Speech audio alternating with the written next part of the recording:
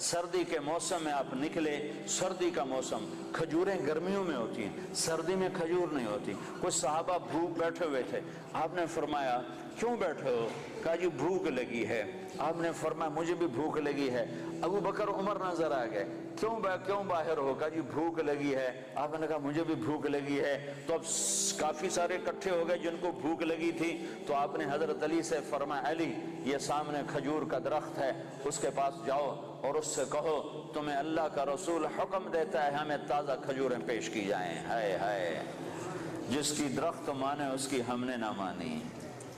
تو حضرت علی گئے، حضرت علی نے آگے یہ نہیں کہا یا رسول اللہ اب تو سردی کا موسم ہے، اب کہاں سے؟ اگر حضرت علی یہ کہتے تو اگلی برکتوں کا دروازہ بند ہو جاتا۔ ایک دفعہ دیگ چڑھی ہوئی تھی، دیگ تو آپ کو یہ بکرے کی دستی بڑی پسند تھی، بکرے کا اگلا بازو بڑا پسند تھا، تو آپ نے باورچی سے کہا مجھے وہ دستی پکڑاؤ، تو اس نے ڈوئی سے ایسے دستی نکال کر پوری آپ کو نکال کر دی۔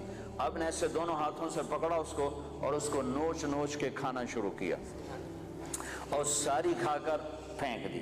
پھر آپ نے فرمایا دستی پکڑاؤ، تو اس نے دوسری نکالی اور آپ کو پیش کی۔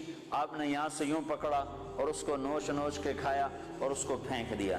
پھر آپ نے فرمایا دستی پکڑاؤ، تو وہ کہنے لگے باورچی یا رسول اللہ بکرے کی دو ہی ہوتی ہیں۔ تو آپ نے کہا تیرا بھلا ہو جائے، اگر تو میرے کہنے پہ ہاتھ ڈال دیتا تو جب تک میں کہتا رہتا اللہ مجھے نکال کے کھلاتا رہتا۔ تیری نا نے برکتوں کا در بند کر دیا۔ تو حضرت علی اگر یوں کہتے یا رسول اللہ سردیوں کا زمانہ کھجوریں کہاں سے آئیں گی، تو برکتوں کا در بند ہو گیا تھا۔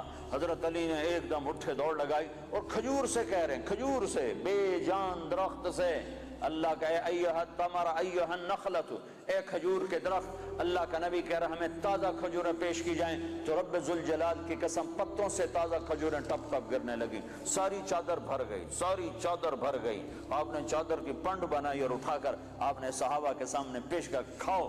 سب نے کھایا، آپ نے بھی کھایا، ابو بکر نے بھی، عمر نے بھی۔ کچھ بچ گئیں تو آپ نے فرمایا علی سے جا لے جا، فاطمہ بھوکی ہوگی، میرے بچے بھوکے ہوں گے، ان کو بھی جا کے کھلا۔